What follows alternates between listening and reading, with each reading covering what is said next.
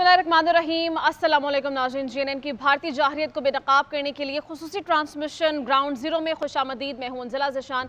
नाज़रीन, हमारी आज की ट्रांसमिशन बहुत ही अहमियत की हामिल है क्योंकि कश्मीर के बर्फीले पहाड़ों से लेकर सिंध के चहकते दरियाओं तक ख़तरे की घंटियाँ बज रही हैं। और इस बार बात सिर्फ लफ्ज़ों की नहीं, सरहदों का मसला नहीं, ये सिर्फ पानी की बंदिश नहीं, ये सिर्फ एक जंग की तैयारी नहीं, ये पाकिस्तान के वजूद, गैरत और वक़ार का सवाल है। और जहां बात गैरत की हो तो पाकिस्तानी टैंक्स के सामने लेटने से भी बिल्कुल नहीं घबराते।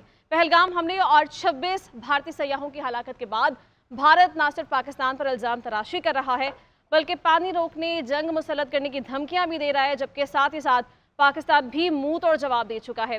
सरहदें बंद की गई, सिंतास माहिदा मुअत्तल किया गया, फ़ज़ाई हुदूद बंद और फ़ौजें अलर्ट कर दी गई।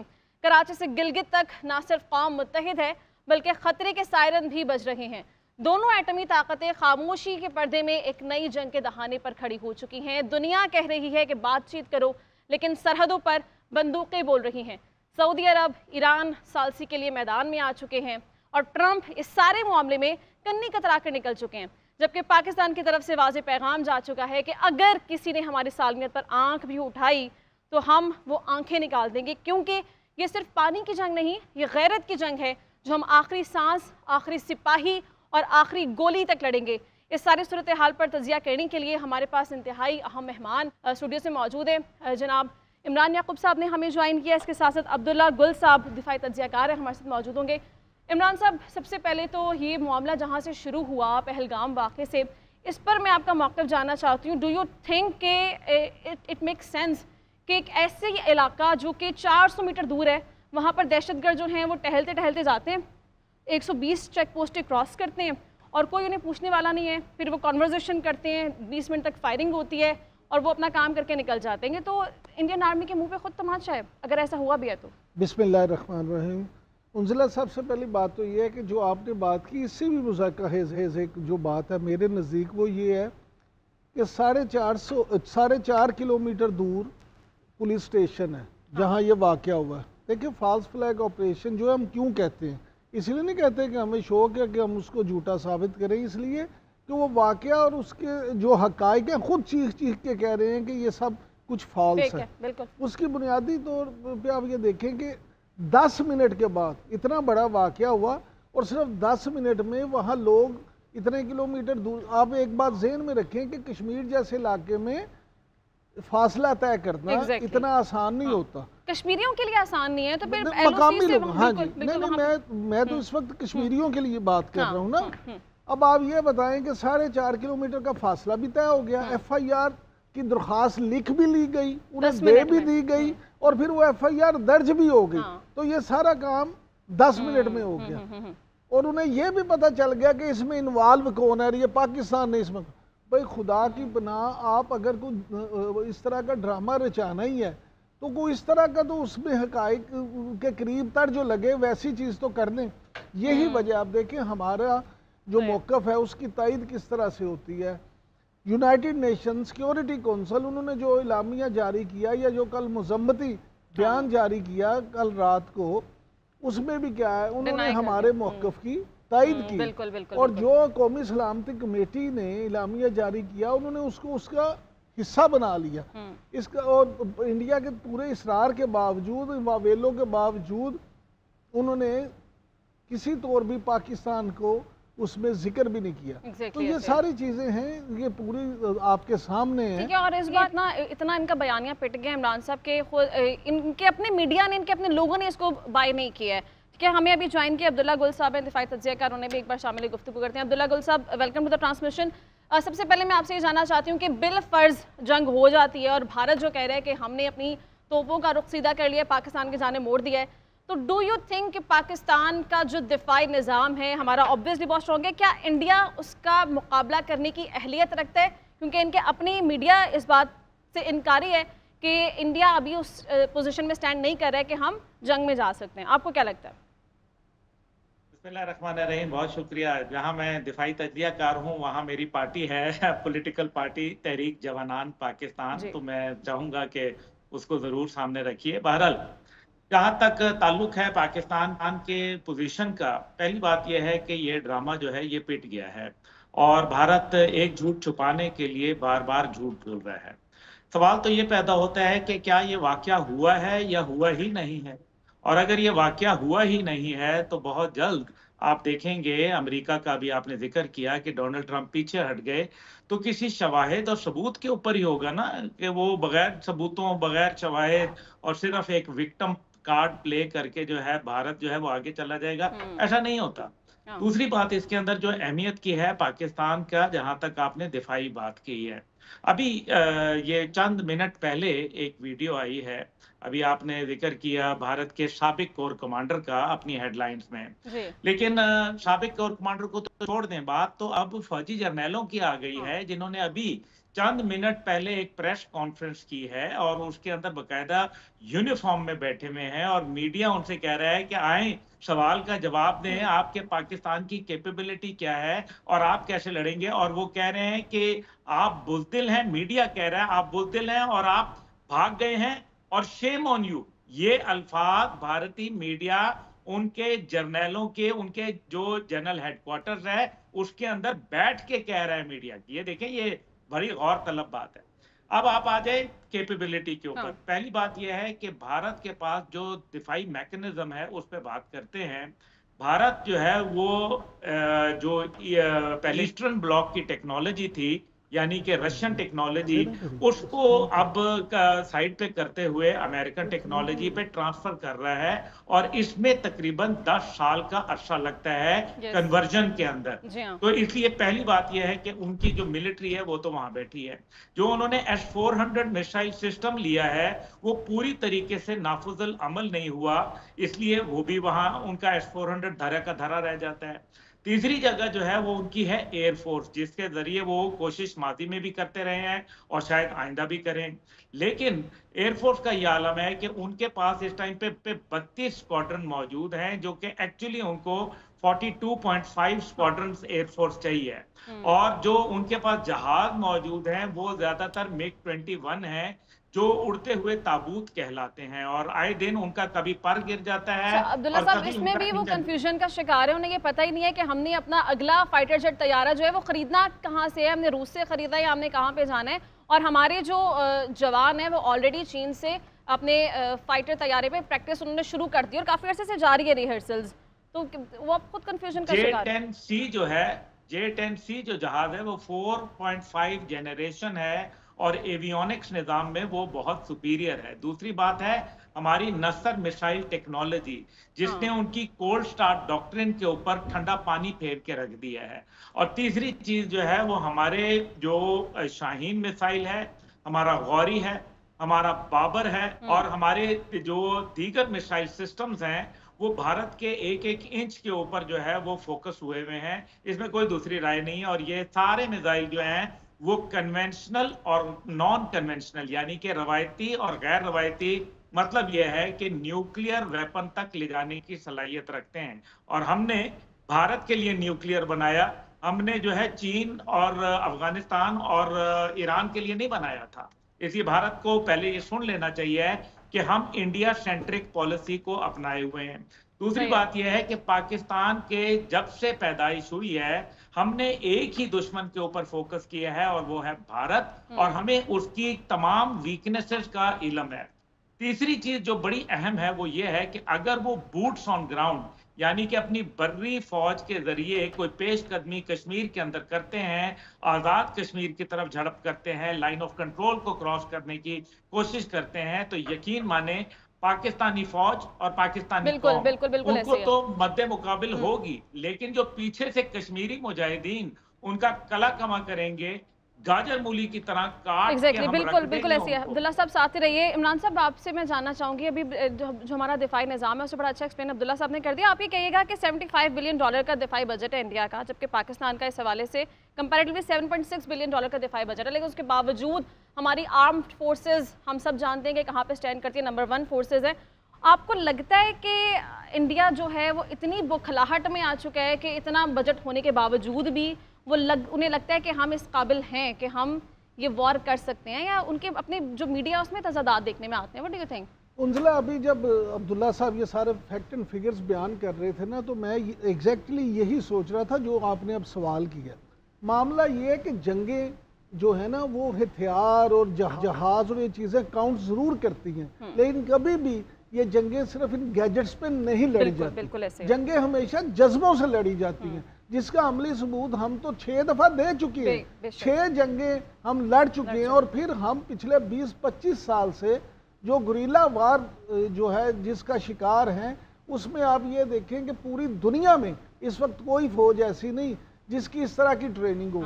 हम तो पिछले 25 साल से हालत जंग में हैं, और उस गुरीला वार का हमें सामना है कि जिसमें पता नहीं दुश्मन ने किस वक्त कहां से और किस चीज़ के साथ हमला कर देना है। तो उसमें भी हमने अल्हम्दुलिल्लाह सुम्मा अल्हम्दुलिल्लाह अपनी कामयाबी जो है और अपनी बढ़तरी वो साबित की है। और दहशतगर्दी के खिलाफ जंग में भी एक तारीख है हमारी। इसी तरह वही गुरीला जंग है ना। अब आप देखें, प्रॉक्सी वार हो इंडिया की तरफ से, इसराइल की तरफ से, या जितने भी हमारे दुश्मन ममालिक हैं उनकी तरफ से, तो मैं ये ज़ाती तौर पर समझता हूँ कि वो 75 अरब को छोड़ के वो उनका बड़े ये 750 अरब डॉलर का बजट क्यों ना हो, सिर्फ इस पे नहीं होता। अभी हमें ज्वाइन किया जी अब्दुल्ला गुल साहब हमारे साथ मौजूद हैं, दिफाई तज्ज़ियाकार हैं, उन्हें शामिल गुफ्तगू करते हैं। अब्दुल्ला साहब बताएगा, सिक्योरिटी फोर्सेस की एक और अहम कामयाबी है, 54 दहशतगर्दों को मारा गया। जी, ये यकीनन मेरे ख्याल में पूरी कौम को मुबारक हो। 11 कोर जो है इस टाइम पे वो हमारी सरहदों की हिफाजत कर रही है, और 1200 किलोमीटर का इलाका जो है वो उसकी ज़ेरे निगरानी है। और इसके जो कोर कमांडर साहब हैं, जनरल उमर बुखारी साहब, इंतहाई प्रोफेशनल और बड़े ज़बरदस्त किस्म के मुजाहिद इंसान हैं, और वो अपने सिपाहियों के साथ खड़े होते हैं। ये सबसे बड़ी बात है, क्योंकि जब आप अपने सिपाहियों के साथ एक अफसर खड़ा हो जाए तो उनका हौसला बड़ा बुलंद हो जाता है। इसमें मैं अपनी पाकिस्तान मिलिट्री इंटेलिजेंस और पाकिस्तान इंटर सर्विसेज इंटेलिजेंस को मुबारकबाद दूंगा, जिन्होंने इंटेलिजेंस बेस्ड जो ये ऑपरेशन था इसकी उनके ताने बाने, क्योंकि हमारी इंटेलिजेंस एजेंसी के जो ताल्लुकात हैं अफगानिस्तान के अंदर भी बहुत मजबूत उनका एक नेटवर्क मौजूद है, जिससे जो है हमें इंफॉर्मेशन मिलती रहती है। भारत ने जब से ये पहलगाम का ड्रामा रचाया, तो उसके बाद हमें मालूम था कि बराह रास्त भारत जो है वो हम पर हमला नहीं कर सकता। उसकी वजह यह है कि भारत एक बुज़दिल मुल्क है। भारत जो है वो पाकिस्तान से डरता है, और अगर भारत को, ये याद रखिए, मैं अपने नाज़रीन को बड़ा वाज़ेह बताना चाहता हूं कि अगर भारत को 1% भी यकीन हो कि पाकिस्तान के ऊपर वो हमला करके इसको खत्म कर सकता है, तो वो 1 मिनट भी देर नहीं लगाएगा। इसलिए लेकिन वो 1% की जरूरत है अब्दुल्ला साहब, वो 1% की भी जरूरत है। अच्छा अब्दुल्ला साहब, ये कहिएगा कि हालिया दिनों में जितने भी इस तरह के दहशतगर्दाना वाक़यात हुए, उनकी जो जड़ें निकलती हैं वो अल्टीमेटली भारत से कनेक्टेड होती हैं। जाफर एक्सप्रेस का वाक़या हुआ, हमने देखा कि वहाँ पे भी भारत के इन्वॉल्व होने के शवाहिद मिले। आपको लगता है कि जो अभी हमला होने जा रहा था, हो सकता है ये भी कोई इंडियन प्लानिंग के तहत कोई मंसूबा बनाने की कोशिश की जा रही होगी? जी, ये बिल्कुल देखें, ये रॉ जो है ना, ये और उनकी इंटेलिजेंस एजेंसीज और उनकी जो आर्मी है वो इंतहाई भौंडे अंदाज में काम करती है। और जब उनको ये नज़र आ गया कि पहलगाम का जो बात है वो वहाँ से दाल नहीं गल रही और बराह रास्त कोई हम इंगेजमेंट में नहीं जा सकते, तो उसके नतीजे में उन्होंने अपनी प्रॉक्सीज को खड़ा कर दिया, जो कि एक तरफ तहरीक तालिबान पाकिस्तान है, जमातुल अहरार है, और इसी तरीके से जो PLA है वहाँ, तो ये उनको जो है इस्तेमाल करते हैं। अब देखने वाली बात यह है कि एकदम इतने लोगों को क्यों भेजा गया। पहली बात यह है कि जब पहले वो भेजते थे तो वो ट्रेंड लोगों को भेजते थे, उनको बकायदा बड़ी ज्यादा ट्रेनिंग दी जाती थी। ये क्योंकि उजलत में काम किया गया, जिसका भी मोहसिन नकवी साहब ने भी जिक्र किया, उजलत में काम किया, तो जल्दी जल्दी उन्होंने ज्यादा लोग भिजवा दिए, ज्यादा लोग भिजवाए, वो मारे गए, उनको पकड़ लिया हमने और उधेड़ के रख दिया अल्हम्दुलिल्लाह। तो ये भारत जो इस किस्म के ओछे हथकंडे ये काम करता रहता है, लेकिन साथ ही साथ हमें जो है वो इन चीजों के ऊपर गौर करना चाहिए है कि हमें जो भारत का नाम है, मैं अभी मोहसिन नकवी साहब ने कुछ एक आध जगह पे बात की, लेकिन जिस तरीके से भारत खुल के जो है पाकिस्तान का नाम लेता है, वहां अगर उनका कोई खेत को जो है वो नुकसान पहुंच जाए तो भी पाकिस्तान के ऊपर वो डाल देते हैं। तो हमें भी खुल के बताना चाहिए कि ये भारत है, उसके मकरू अज़ाइम है, और माजी के अंदर अगर आप चले जाएं, मोदी हुकूमत के पास अब्दुल्ला साहब ऑडियंस ग्रैब करने के लिए इसके अलावा, पाकिस्तान ड्रामे के अलावा कोई और उनके पास कोई जवाब जो नहीं है, इसलिए वो हर बार फॉल्स फ्लैग ऑपरेशन हो, गिदड़ भपकियाँ हो या कोई भी इस तरह के कारनामे हो, पाकिस्तान की तरफ ही रुख मोड़ते हैं। इमरान साहब हमारे साथ मौजूद हैं। इमरान याकूब साहब, अभी मोहसिन नकवी साहब गुफ्तगू कर रहे थे और उनकी गुफ्तगू आपने भी सुनी। उनका ये कहना था कि अब वक्त आ गया कि जासूसों को भी जड़ से ख़त्म किया जाएगा और जासूसी की भी बिल्कुल भी गुंजाइश नहीं होगी अगर इस तरह की कोई भी इन्वॉल्वमेंट नज़र आती है तो क्या कहेंगे? देखिए, जासूसी की गुंजाइश कब थी, क्या इससे पहले थी? कहीं ना कहीं नरमी बढ़ती गई। आपको लगता है इमरान साहब हमारी तरफ से कुलभूषण यादव वाला केस भी तो हमारे सामने ही है ना? मैं समझता हूँ कि नरमी उस तरह से कभी भी नहीं बढ़ती गई। पाकिस्तानी स्टेट का, रियासत का और पाकिस्तानी इदारों का ये मामला जो है, इस पे वो कभी भी उस तरह से लीनियट मौक़िफ़ नहीं रहा। लेकिन ये ज़रूर है कि बैनुल अक़वामी तौर पे बहुत सारी चीज़ें हैं जिनका सामना होता है और केस को इस्टेब्लिश करना और फिर उसको साबित करना, वो पूरा एक प्रोसेस होता है। हम क्योंकि हमेशा से अमन के दायरे हैं, अच्छे ताल्लुकात के दायरे हैं और हमारी ये ख्वाहिश रही है कि हमसाए क्योंकि बदले नहीं जा सकते, इसलिए हमसायों के साथ अच्छा ताल्लुक हो। तो इस वजह से ये ज़रूर आप कह सकती हैं कि किसी जगह पे हमने ये ज़रूर किया कि अच्छे ताल्लुकात के चक्कर में थोड़ा सा नरम मौक़िफ़ उन्होंने इसी अमन की हमारी ख्वाहिश को कमज़ोरी समझ लिया। लेकिन मोहसिन नकवी साहब ने जो बात की, बिल्कुल उनका मौक़िफ़ ठीक है। और ये देखिए, आज उन्होंने कहा कि 8वीं जो है वो चीज़, और उन्होंने अल्लाह का शुक्र भी अदा किया कि हमें हर दफ़ा कोई ना कोई टिप मिल जाती है। और इंडिया की तरफ से जिस तरह से अब्दुल्ला साहब कह रहे थे कि ये सारी चीज़ें जो है कभी भी इंडिया इन हरकतों से बाज नहीं आया। आप उसमें देखने, लाहौर में वाक़या दहशत गर्दी के हों, वो पेशावर में हों, मरी में चर्च का वाक़या हुआ, सारी चीज़ों में आप जहाँ भी देखेंगे तो ये सारी चीज़ें आपको पीछे डांडे इसके इंडिया के साथ ही जाके मिलते नजर आएंगे। तो इस वक्त रियासत जो है उसने ये फैसला कर रखा है कि अब कोई भी नरमी नहीं होगी। और जिस तरह से जैसे ये टिप मिली और जिस तरह से इनको पूरी तरह से घेर के तो जहन्नम वासिल किया गया, इससे भी एक बड़ा स्ट्रॉन्ग मैसेज आएगा। 54 अच्छी खासी तादाद होती है। बिल्कुल बिल्कुल ऐसे है। तो इसलिए ये कुछ छोटा वाकया नहीं है। ठीक है। अच्छा, हमें ज्वाइन के ब्रिगेडियर राइट नवाज़ अली साहब हमारे साथ मौजूद हैं। पहले इसी ऑपरेशन के ऊपर उनका स्टांस लेते हैं। ब्रिगेडियर साहब, वेलकम टू द ट्रांसमिशन। ये कहेगा कि 3 अतराफ से सिक्योरिटी फोर्सेज की जानब से घेरा गया, कमाल की स्ट्रेटेजी थी और 54 दहशतगर्दों को जहन्नुम वासिल किया गया। इस ऑपरेशन बारे आपके क्या रिमार्क्स हैं? देखिए, ये तो एक ऑनगोइंग प्रोसेस है। पाकिस्तान आर्मी जो है वेस्टर्न बॉर्डर पे वो दहशतगर्दों से लड़ रही है और काफ़ी सक्सेसेस मिल रही हैं और इंशाल्लाह हम जो है वो इसमें कामयाब होंगे। और ये बट अनफॉर्चुनेटली इसका नेगेटिव इफेक्ट्स जो है वो इकोनॉमी पे है, मुल्क के ओवरऑल जो है एनवायरमेंट्स पे हैं। तो इसमें काफ़ी कुछ कहा जा चुका है। अभी आपके प्रोग्राम में लोग काफ़ी कुछ कह रहे थे।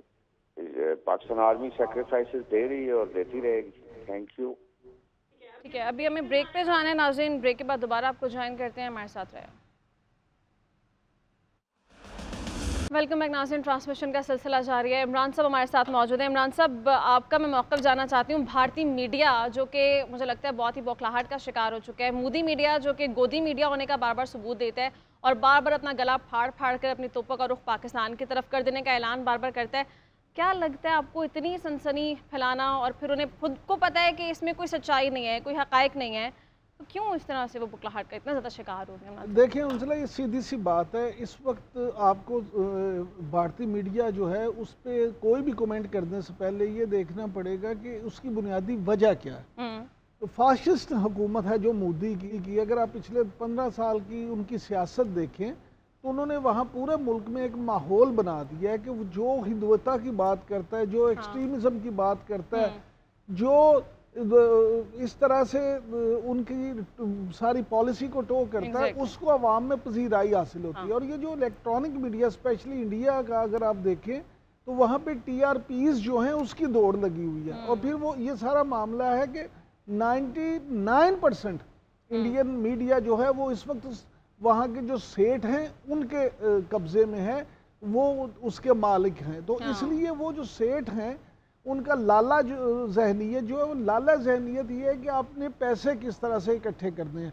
उनकी बला से चाहे मुल्क में उससे अमन हो, उनकी बला से चाहे मुल्क में खून की जो है ना नदियां बह जाएं, उनकी बला से कि चाहे अकलीतों के साथ जो जुल्म होते रहे, उनको इससे कोई फर्क नहीं पड़ता। बिल्कुल ऐसे। तो ये मीडिया असल में वो पॉलिसी टो कर रहा है और उसी पॉलिसी की वजह से आप ये देखें कि बहुत सारे टीवी चैनल जैसे NDTV था या CNN IBN था, या उसके अलावा इवन किसी हद तक आप आज तक कह सकते हैं जो इस तरह के टीवी थे कि जो फिर भी गैर जानिबदार समझे जाते थे, उनको भी मजबूरन अपनी पॉलिसीज को शिफ्ट करना पड़ा, चेंज करना पड़ा। और फिर आप ये देखें कि वहाँ पे आपको मुख्तलिफ शोज में जर्नलिस्ट बहुत कम नजर आएंगे। बहुत सारे जो जुगादरी है या इस तरह के लोग थे, वो पार्टियों के स्पोक्समैन, वो तो वहाँ बेसिकली हम कह सकते हैं, वो तो वहाँ पे एनालिस्ट बन के बैठे हैं, वो तो वहाँ एंकर बन के बैठे हैं।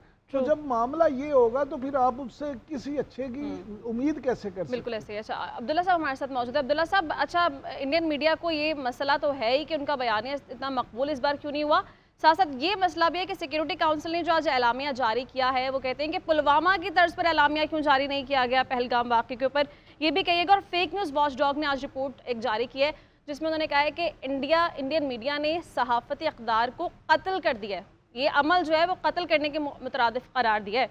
तो कैसे देखते हैं आप? ये देखिए, पहली बात यह है कि सन जो मौजूदा है सन 2025 और 26 के लिए पाकिस्तान सिक्योरिटी काउंसिल का मेंबर है और उसको लीड कर रहा है, तो एक तो ये हमें एडवांटेज हासिल है। और दूसरी बात यह है कि हम ट्रुथफुल इंक्वायरी चाहते हैं। देखिए ना, एक आदमी जब ये कहता है कि हम इंक्वायरी करना चाहते हैं, लेकिन चाहे वो पुलवामा की इंक्वायरी हो, चाहे वो आपकी उड़ी की हो, चाहे वो पठानकोट का वाकया हो, चाहे वो पहलगाम का हो, तो हमेशा भारत भागता क्यों है? पहली बात तो ये है। दूसरी बात इसके अंदर जो है वो आपने मोदी के मीडिया की बात की, इसको गोदी मीडिया जो है ये पाकिस्तान ने नाम नहीं दिया, बल्कि रमेश कुमार जो एक बहुत ही सीनियर सहाफ़ी समझे जाते हैं, उन्होंने ये भारत में इसको नाम दिया है। मतलब ये है कि ये वो मीडिया जो झूठ को जो है प्रोपगेट करता है, जो ज़र्द सहाफ़त करता है और जो हक़ाइक़ को मस्क करके पेश करता है और जो नरेंद्र मोदी की गोद में बैठा है, ये वो गोदी मीडिया, उन्होंने इसका नाम दिया। तीसरी बात जो इसके अंदर है वो बड़ी अहम है, और वो ये है कि जिस तरह से अभी इमरान साहब ने बिल्कुल दुरुस्त कहा कि 98% मीडिया खरीद लिया गया, तो वो आप देख लें कि वो किसने खरीदा। अंबानी और अडवाणी ने खरीद लिया, जो कि जिसमें ये तमाम चैनल शामिल थे। और जो बरखा दत्त वगैरह जैसे जो बड़े एक सीरियस किस्म के सहाफ़ी समझे जाते थे, उनको उन्होंने अपने यूट्यूब चैनल जो हैं वो खोल लिए, क्योंकि उनकी जो सोच है वो आप भारतीय मीडिया के ऊपर, मेन स्ट्रीम के ऊपर जो है वो कर नहीं सकते, क्योंकि आपको जो है वो भारतीय मीडिया जो है वो उसके ऊपर कदगन लगी है हुकूमती, और आपको हुकूमत जो है वो जीने नहीं देती। दूसरी बात इसके अंदर जो नरेंद्र मोदी के हवाले से, कि आपको मालूम है कि नरेंद्र मोदी की जो इलेक्शन कैंपेन थी उसको कॉर्पोरेट इंडिया ने जो है वो स्पॉन्सर किया था। इसी वजह से कॉर्पोरेट इंडिया की ही ईमा के ऊपर अभी जो किसानों की मूवमेंट शुरू हुई वो भी इसी की वजह से थी, क्योंकि किसानों की जिंदगी अजीरन करती थी, और वहाँ जो कॉर्पोरेट्स बैठे हुए हैं, बिजनेस टाइकून हैं, वो किसानों के लिए जिंदगी महाल कर रहे थे, जीना महाल कर रहे थे। बिल्कुल क्रेडिबिलिटी नहीं रही है, यही वजह है ना कि फिर उनके अपने लोग भी उनके इस बयानी को बाय नहीं करते हैं, और मीडिया के ऊपर बहुत सारे सवालात उठाए जाते हैं। पहले वो बताते हैं, पिक्चर जारी करते हैं, जी ये दोनों अफराद हैं वो कत्ल कर दिए गए हैं, फिर खुद ही उसकी तरदीद करके कहते हैं जी नहीं वो तो अभी जिंदा है, साथ वीडियो पैगाम भी चला रहे होते हैं। इमरान साहब, ये कहिएगा कि आज लंदन में पाकिस्तानी हाई कमीशन की जानिब से फिर एहतजाज किया गया, शदीद एहतजाज किया गया, नारेबाजी की गई और एक भारतीय शहरी को गिरफ्तार किया। गुज़श्ता रोज़ भी 4 भारतीयों को गिरफ्तार किया गया था। एहतजाज अगर करना है तो लंदन ही क्यों? बातें यहाँ पे सरहदों पे जो है वो घुसकर मारने की जा रही हैं, एहतजाज करने के लिए लंदन चूज किया जा रहा है। देखिए, असल चीज़ ये है कि जो नेक्सस सामने आया ना, इंडिया इसराइल, हमें तो पहले से पता था और पाकिस्तान हमेशा ये कहता था, पाकिस्तानी अवाम भी हमेशा से ये कहते थे, लेकिन अब चीज़ें बहुत वाजे होती जा रही हैं। अब यहाँ पे भी देखें कि आज वहाँ पे जो एहतजाज हुआ उसमें भी इसराइली लोग भी, इसराइली बाशिंदे भी उसमें शामिल थे उस एहतजाज में। अच्छा, अगर आपने एहतजाज ही करना है तो पूरा मन आप एहतजाज ज़रूर करें, आपको उससे कोई मना नहीं करता, आप अपनी याददाश्त भी पेश करें, जो आप करना चाहते हैं करें। लेकिन इशू ये है कि वो जो पैरोकार हैं चांकिया के, जो फाशिस्ट पार्टी से ताल्लुक़ रखते हैं, जिनका बुनियादी मकसद ही पूरी दुनिया के अमन को ख़त्म करना है, तो वो तो अमन से कोई बात कर ही नहीं सकते। लिहाजा जो वहाँ पे आज एहतजाज किया गया वो पूरा नहीं था। जो पाकिस्तान हाई कमीशन है वहाँ पे इमारत के शीशे तोड़ दिए गए, वहाँ रंग फेंका, वहाँ पे जो इन्होंने गंद मचाना था वो मचाया। अब मामला ये है कि ये वहाँ पे अब जो इंग्लैंड है, वहाँ पे तो आपको पता है इस तरह से तो कवानीन नहीं है, वो तो उन्हें कानून का सामना तो करना पड़ेगा। लेकिन असल में मैं ये समझता हूँ कि ये हमारे लिए अच्छी बात है कि उनका चेहरा जो है हर जगह पे सामने आ रहा है। वेस्ट खास तौर पे वेस्ट जो कि इंडिया के बारे में बहुत सारी जगहों पे नरम गोशा भी रखा जाता था, वो सॉफ्ट कॉर्नर था, वो भी उनको भी हकीकत में इनका असल चेहरा सामने आएगा और वो भी देखेंगे कि असल में ये लोग जो हैं इनका अमल क्या है, ये कहते क्या हैं, करते क्या। ठीक है, अच्छा वो हमें नज़र आ रहा है कि इंडिया जो है इस वक्त शदीद बौखलाहट का शिकार है, वो हमें उनके मीडिया में भी सनसनी दिखाई दे रही है, वो कोई प्रैक्टिस कर रहे हैं, कोई मशक़े कर रहे हैं, वहाँ पे भी दिखाई दे रही है, और एहतजाज की सूरत में भी हम देख रहे हैं। अब्दुल्ला साहब, आप ये कहिएगा कि सफाकत की इंतहा ये हो चुकी है कि जम्मू कश्मीर से 3 कैदी जो है पाकिस्तानी वो गायब किए गए हैं, और गुज़श्ता रोज़ एक शख्स जो कि पाकिस्तानी था वो ज़ेरे इलाज था हॉस्पिटल में, उसकी वो इंतकाल उनका हुआ तो उसकी लाश तक देने से इनकार कर दिया इंडिया ने। तो माजी में रहा ना, आपको याद नहीं है सैयद अली गलानी रहमतुल्लाह के रातों रात इन्होंने जिंदा थे तो उनसे डरते थे, और जब वो जसद खाकी से भी खौफजदा होना शुरू हो गए, तो ये तो इसमें कोई दूसरी राय नहीं है। जहां तक भारत के हवाले से अभी बात की इमरान साहब ने, ये ट्रॉइका है असल में, ये ट्रॉइका जो है इसके अंदर अमेरिका भी शामिल है।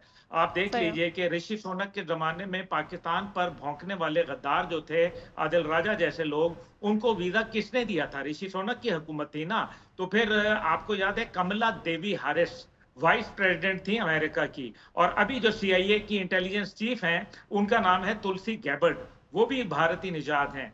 जो अभी वाइस प्रेसिडेंट JD वेंस हैं, उनकी बीवी कौन है? आंध्र प्रदेश की एक हिंदू खातून है। इसके अलावा तकरीबन 42 ऐसे मुख्तलिफ ओहदे हैं जिसके ऊपर इस टाइम पे भारतीय निजात वहां लोग बैठे हुए हैं। इस वजह से भारत को जो है वो एक स्पेशल स्टेटस जो है वो यकीनन हासिल है, और उनको जो है वो इसका खूब जो है मैनिपुलेट करते हैं। लेकिन साथ ही साथ ये है कि आप हकीकत को तो नहीं जो है वो साइडलाइन कर सकते।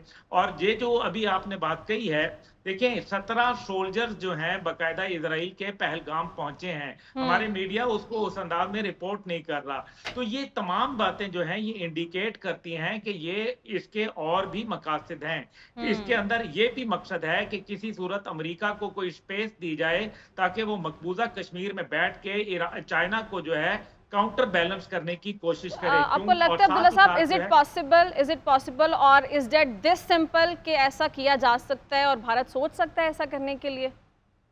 नहीं, इट इज नॉट पॉसिबल इंशाल्लाह, and it will not be possible. लेकिन 2015 से बकायदा ब्रुकिंस इंस्टीट्यूट और प्यू कॉरपोरेशन के ऊपर इसके अंदर अमेरिका के अंदर बहस चलती रही है कि हम जो है वो एक दुनिया का नया मुकाम, अफगानिस्तान से तो हम अब जाने वाले हैं, उस टाइम पे 2015 में, तो हम एक नया ठिकाना, नया मस्कन बनाएं जो दुनिया की 4 न्यूक्लियर पावर्स के ऊपर बैठा रहे। एक तरफ पाकिस्तान, एक तरफ इंडिया, एक तरफ रूस और एक तरफ चीन। तो ये भी एक बात जो है इसको हम जो है वो टोटली नजरअंदाज नहीं कर सकते। और खास तौर पे अभी जिस तरीके से इमरान साहब ने बात कही कि तकरीबन $7.3 बिलियन का हम असला करते हैं, तो आप मुझे बताएं अफगानिस्तान में अमेरिका जो है 8 से 10 बिलियन डॉलर का असला छोड़ के गया, तो वो किसके लिए छोड़ के गया? और उसी के बाद दहशतगर्दी जो है वो शामिल आई। फिर जाफर एक्सप्रेस के वाकये के ऊपर आप देख लें कि जाफर एक्सप्रेस के अंदर बकायदा कोल्ट मैन्युफैक्चरिंग जो कंपनी थी जो अमेरिका की, उसके अंदर से उसका नंबर भी जो है अमेरिकन आर्मी के साथ मैच हो गया।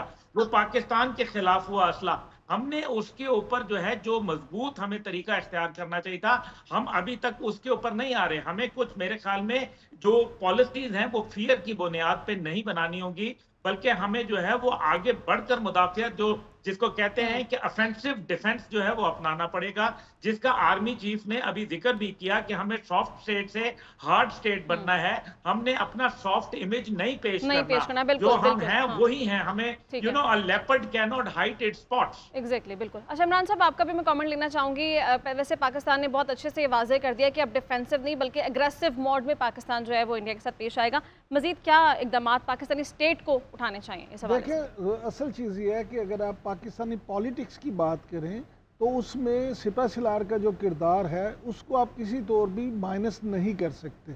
और इस वक्त जो जनरल आसिम मुनीर हैं आर्मी चीफ, उन्होंने फौरी तौर पे जो इस पे रिएक्शन उनका सामने आया और जिस तरह से उनकी तकारीर भी आ रही हैं, तो उसमें आप देखें कि उन्होंने ये सारी चीज़ें वाज़े कर दी हैं और उन्होंने किसी तरह का भी कुछ सॉफ्ट इमेज ना शो करने की कोशिश की है। और फिर जो उन्होंने दोबारा एक दफ़ा फिर से उन लोगों को जो हकाइक के मुनाफी बात करते हैं उनको एक दफ़ा फिर ये याद दहानी कराने की कोशिश की है कि हमारा पाकिस्तान का तो क्याम ही दो कौमी नजरिए की बुनियाद पे था। हम दो कौमें हैं और उनके और हमारे रहन सहन में ही फर्क है। लिहाजा अगर कुछ लोग ये समझते हैं कि दो कौमी नजरिए को पसे पुश्त डाल के कोई अच्छे ताल्लुकात हो सकते हैं, तो ये वो गुमराही में। बिल्कुल नाज़रीन, ट्रांसमिशन का वक्त अपने अख्ताम को है। मुझे इजाज़त दीजिए इस मैसेज के साथ कि ना सिर्फ पाकिस्तानी फ़ौज, पाकिस्तानी स्टेट, बल्कि पाकिस्तानी हर शहरी की ये इल्तिजा है और ये रिक्वेस्ट है कि हमारी अमन की ख्वाहिश को बिल्कुल कमज़ोरी ना समझा जाए, और अगर दुश्मन आपकी शहरत पर हाथ डाले तो फिर खामोशी जुर्म बन जाती है। मुझे इजाज़त दीजिए, कल तक के लिए इंशाल्लाह कल आपसे फिर मुलाकात करेंगे। अपना ख्याल रखिए, अल्लाह हाफ़िज़।